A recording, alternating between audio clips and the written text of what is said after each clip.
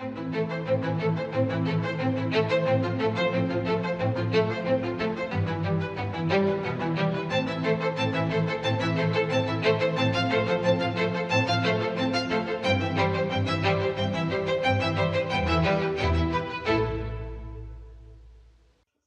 प्यारे देशवासियों, नमस्कार। मन की बात में एक बार फिर आप सबसे जुड़कर मुझे अत्यंत आनंद हो रहा है। 2026 का आधा साल बीतने को है। इन 6 महीनों में हमने मन की बात में देशवासियों की अनेक उपलब्धियों पर चर्चा की है। जून में भी देश ने कुछ ऐसी उपलब्धियां हासिल की हैं जो हर देशवासी को गर्व से भर देती हैं। ये सफलताएं देश की सुरक्षा और आत्मनिर्भरता से जुड़ी हैं। हाल ही में मुझे कोलकाता में नौसेना से जुड़े एक कार्यक्रम में शामिल होने का अवसर मिला। वहाँ आईएनएस दुनागिरी, आईएनएस संशोधक और आईएनएस अग्रय को भारतीय नौसेना के बेड़े में शामिल किया गया। इन शिप्स की डिजाइन और मैन्युफैक्चरिंग तक सब कुछ स्वदेशी है। साथियों, जून के महीने में ही एविएशन सेक्टर में भी देश ने एक बड़ी सफलता पाई। C295 यह विमान मेड इन इंडिया है और C295 विमान ने अपनी पहली उड़ान पूरी की है और ऐसे 40 विमान भारत में ही बनाए जा रहे हैं। इससे एमएसएमई और एरोस्पेस सेक्टर को नई शक्ति मिल रही है, रोजगार के अवसर बढ़ रहे हैं और आत्मनिर्भर भारत का संकल्प भी मजबूत हो रहा है। इसी महीने डीआरडीओ ने स्वदेशी long range land attack cruise missile का भी सफल परीक्षण किया है। इसको डीआरडीओ की लेबोरेटरी और इंडियन इंडस्ट्री पार्टनर्स ने मिलकर बनाया है। यानी आज समुद्र से लेकर आकाश तक हमारा भारत अधिक सुरक्षित और आत्मनिर्भर बन रहा है।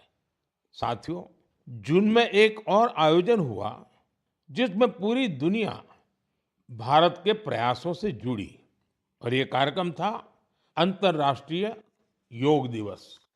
इस बार दुनिया के 2500 से अधिक स्थानों पर योग के अनेक विविध कार्यक्रम हुए। हमारे देश में करोड़ों लोगों ने स्थान स्थान पर योग कार्यक्रमों में हिस्सा लिया।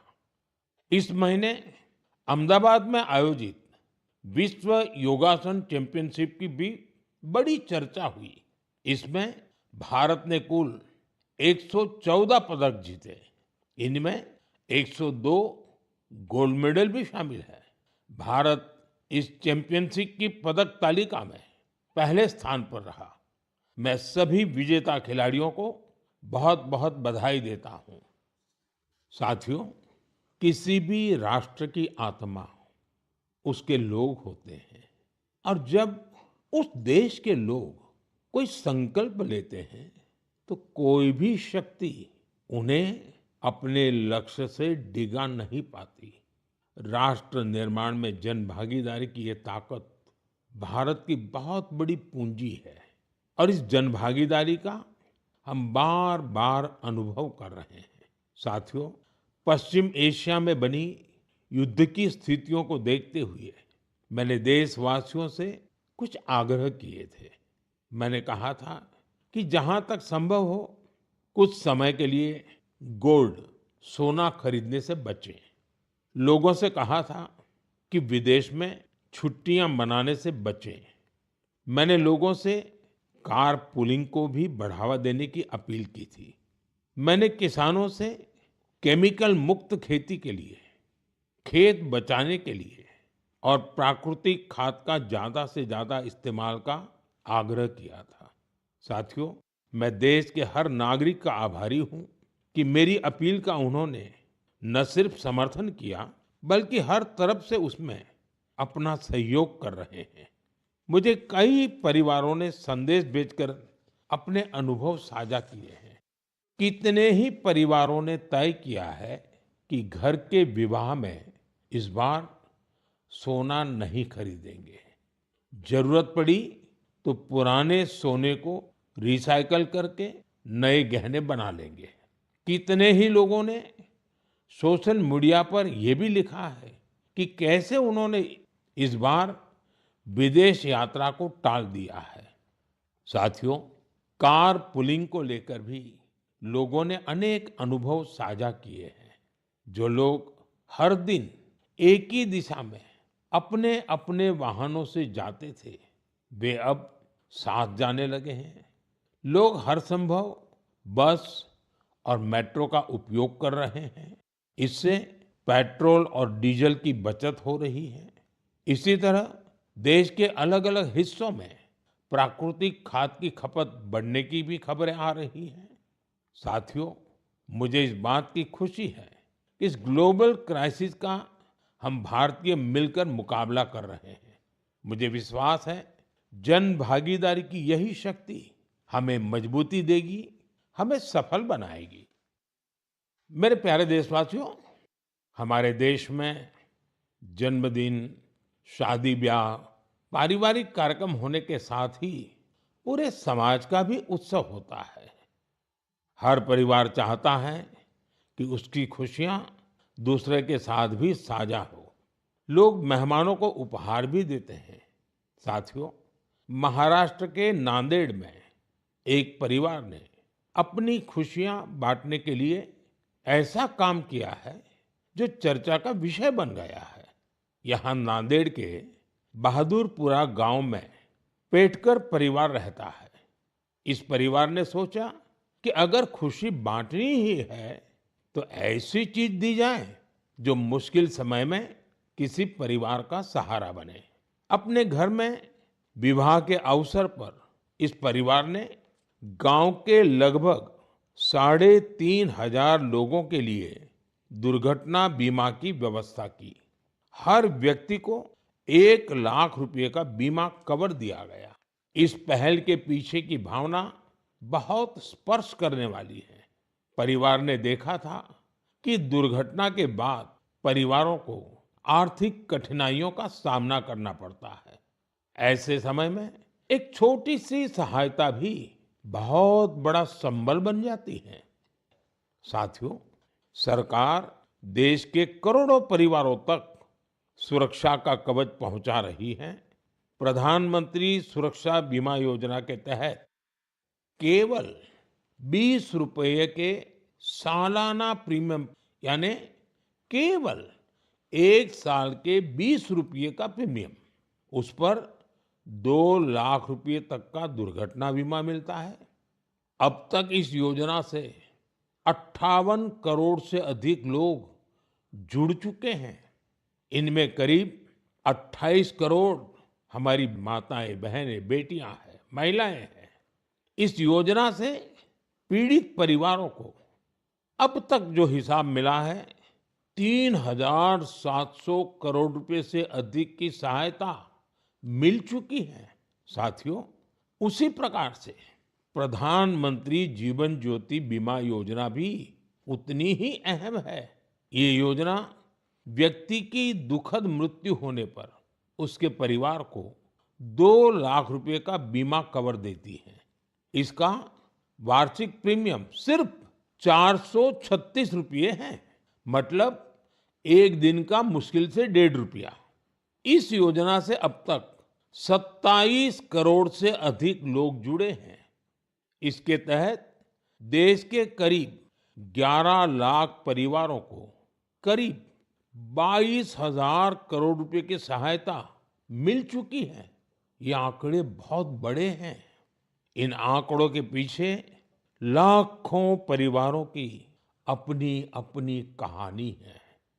कहीं किसी माँ को बच्चों की पढ़ाई जारी रखने में सहायता मिल गई, कहीं किसी पत्नी को घर की जिम्मेदारियां संभालने का सहारा मिल गया। साथियों, कई बार बहुत बड़ी सुरक्षा की शुरुआत बहुत छोटी राशि और एक छोटे से कदम से हो सकती है। छोटा सा भी निर्णय बहुत बड़ा बदलाव करता है। मेरा आप सभी से आग्रह है कि अपने परिवार में इन योजनाओं की जानकारी जरूर साझा करें। मेरे प्यारे देशवासियों, मन की बात में अब बात एक ऐसे विषय की जो हजारों साल पुराना है, हजारों साल से मानव समाज में घर कर करके बैठ गया है। ये विषय है अंधविश्वास का। अंधविश्वास कई बार केवल एक गलत धारणा नहीं होता, वो डर पैदा करता है। और जब डर मन पर हावी हो जाता है तो इंसान सच को देखना ही बंद कर देता है। अंधविश्वास में डूबे लोग फिर बिना तर्क के, बिना सत्य जाने ऐसे फैसले लेने लगते हैं जिनका बड़ा नुकसान होता है। वहीं समाज में ऐसे लोग भी होते हैं जो विज्ञान, अनुभव और तर्क के आधार पर उन धारणाओं को चुनौती देते हैं। अंधविश्वास से विश्वास तक की ये यात्रा आसान नहीं होती। और आज मैं ऐसी ही एक सफल यात्रा के बारे में आपको जरूर बताना चाहता हूं। साथियों, असम में एक पक्षी पाया जाता है। उस पक्षी का नाम है हरगिला। हरगिला एक दुर्लभ पक्षी है। ये प्रकृति को स्वच्छ रखने में अहम भूमिका निभाता है। लेकिन असम के कुछ इलाकों में लंबे समय तक इसे अशुभ माना जाता था। लोग इसे अपने आसपास देखना पसंद नहीं करते थे। कई बार उन पेड़ों को भी काट दिया जाता था जिन पर हर गिला के घोंसले बने होते थे। सोचिए, एक ऐसा पक्षी जो पर्यावरण की सफाई में मदद करता है, वही हर गिला लोगों के डर का शिकार बन गया था। इसी दौरान जीव वैज्ञानिक पूर्णिमा देवी बर्मन ने ये सब देखा। उन्होंने लोगों के मन में बैठी गलत धारणा को बदलने का संकल्प लिया। उन्होंने महिलाओं से बात की, उन्होंने लोगों को विज्ञान के आधार पर समझाया। धीरे धीरे महिलाएं इस अभियान से जुड़ने लगी। फिर एक बड़ा बदलाव शुरू हुआ।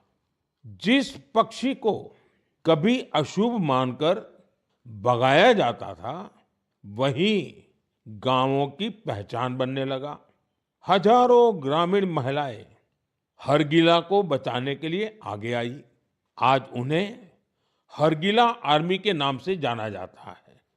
इन महिलाओं ने समाज के साथ संघर्ष भी किया, समाज को समझाने के लिए दिन रात काम किया और अंधविश्वास को पीछे छोड़ करके रहे।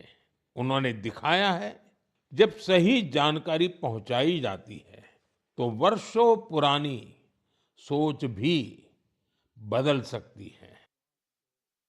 साथियों, मैं अक्सर कहता हूं, जो खेलता है वो खिलता है। आज देश में ऐसे युवाओं की संख्या बहुत तेजी से बढ़ रही है, जो खेल भी रहे हैं और खिल भी रहे हैं। पहले की तुलना में अब कहीं अधिक युवा खेलों को कैरियर के रूप में अपना रहे हैं।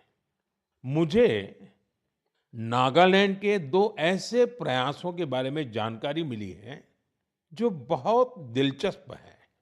पहला प्रयास है नागालैंड बेबी लीग। नाम सुनकर आपको जरूर लगता होगा कि ये बहुत छोटे बच्चों की कोई साधारण लीग होगी, लेकिन ऐसा नहीं है। ये 5 से 10, 12 साल की आयु के छोटे छोटे बच्चे, फूल जैसे बच्चों की एक असाधारण लीग है। और इन बच्चों के फुटबॉल खिलाड़ियों की एक ऐसी लीग है जो उनकी रफ्तार को और प्रतिभा के लिए उनको प्रेरित भी करती है और उनकी पहचान भी बनाती है। इसकी शुरुआत नागालैंड के अधिक से अधिक बच्चों को फुटबॉल से जोड़ने के लिए हुई थी। 5 से 12 वर्ष तक के लड़के और लड़कियां इसमें हिस्सा ले सकते हैं। ये लीग अब अपने 3 वर्ष पूरे कर चुकी है। इस लीग का बच्चों के मन पर बहुत अच्छा प्रभाव पड़ा है।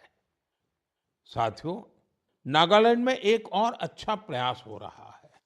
इसका नाम है नागालैंड विमेन फुटसल लीग। हो सकता है आपके लिए ये फुटसल एक नया नाम होगा।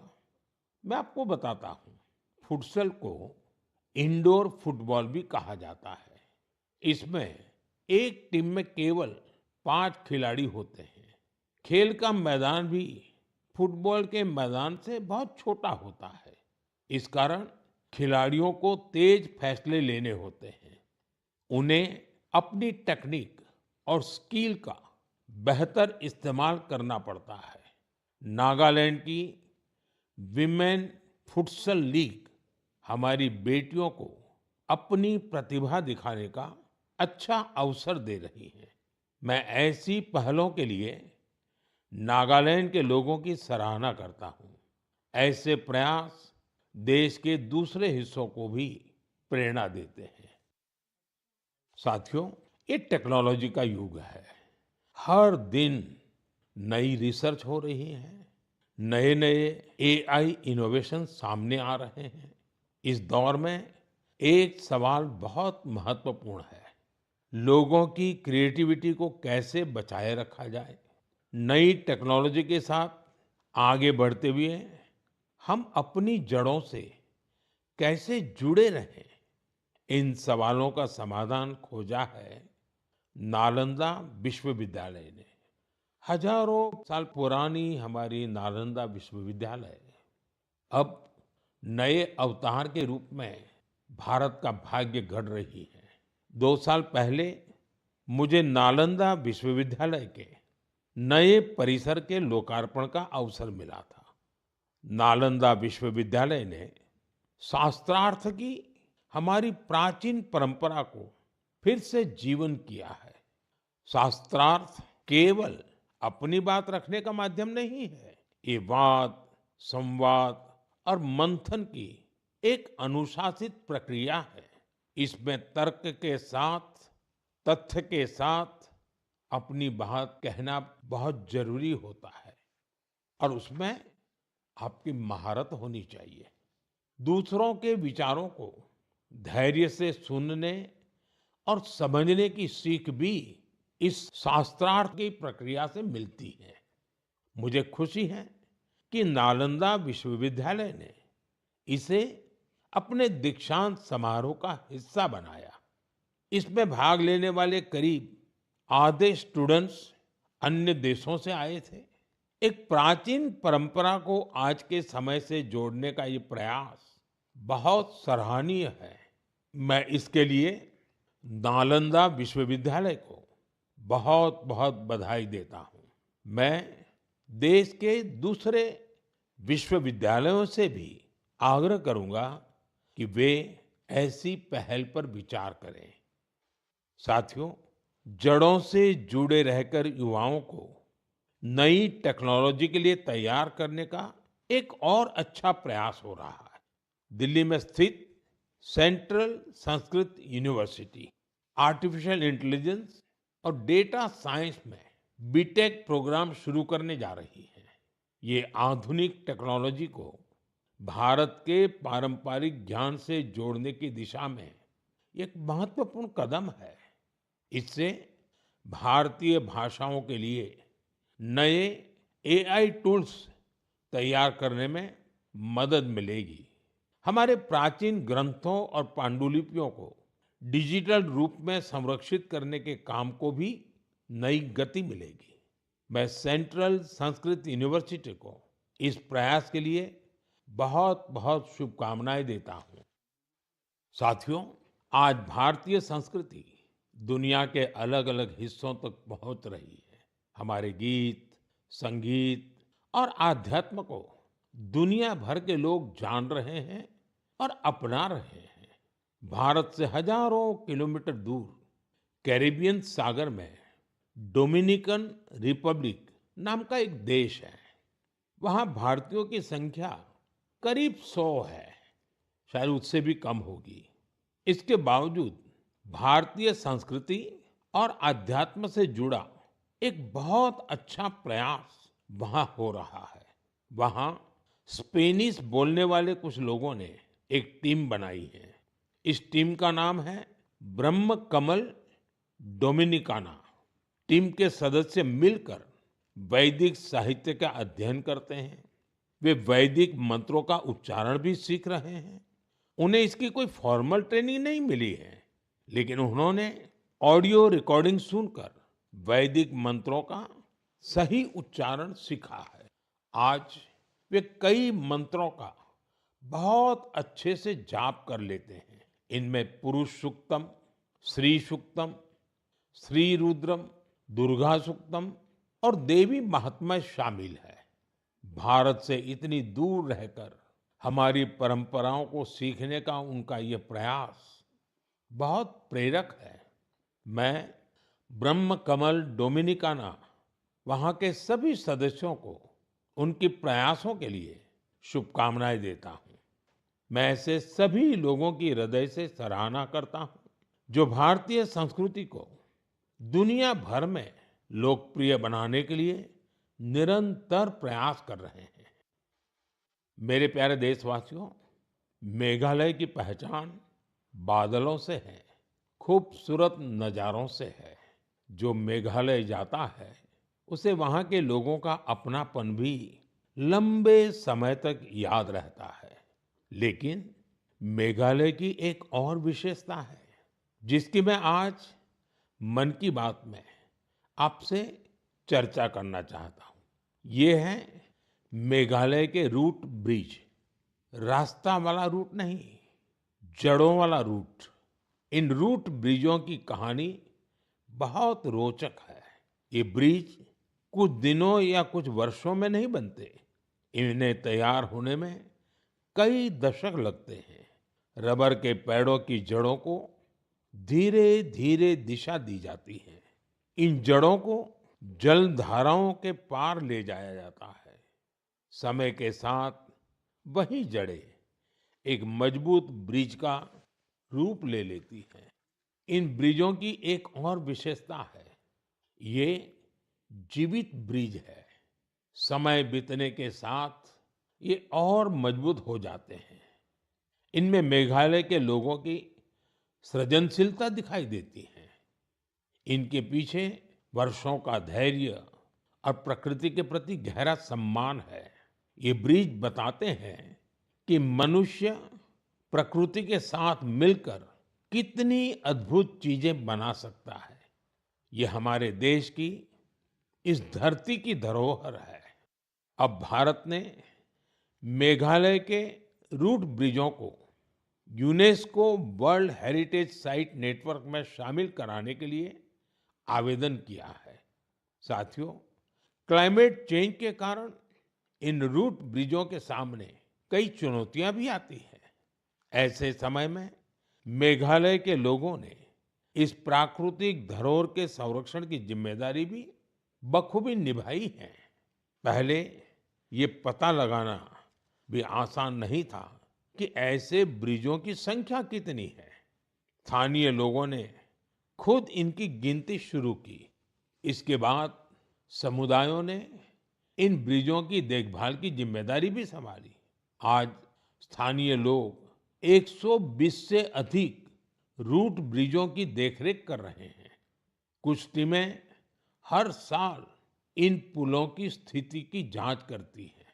कुछ लोगों ने आसपास के क्षेत्र को मजबूत बनाने के लिए नर्सरी भी तैयार की है। इस तरह के इनके संरक्षण के लिए एक पूरा इकोसिस्टम तैयार हो गया है। आपने देखा होगा, इस वर्ष हैली वारजी को पद्म अवार्ड से सम्मानित किया गया है। उन्होंने अपने जीवन के 50 से अधिक वर्ष इन रूट ब्रिजों की देखभाल में लगाए हैं। उनका समर्पण हम सभी के लिए प्रेरणादायक है। साथियों, आपने कभी इन रूट ब्रिजों की यात्रा की हो तो उनकी तस्वीरें सोशल मीडिया पर जरूर साझा कीजिए। आपकी तस्वीरें दूसरे लोगों को भी मेघालय की इस अनोखी धरोहर के बारे में जानने के लिए प्रेरित करेगी।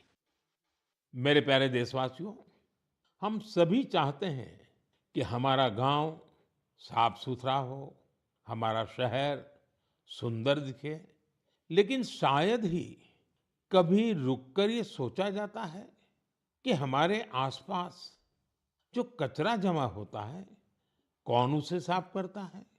ज्यादातर लोग तो यही मानकर चलते हैं कि ये किसी और की जिम्मेदारी है और वो ही सफाई करेगा।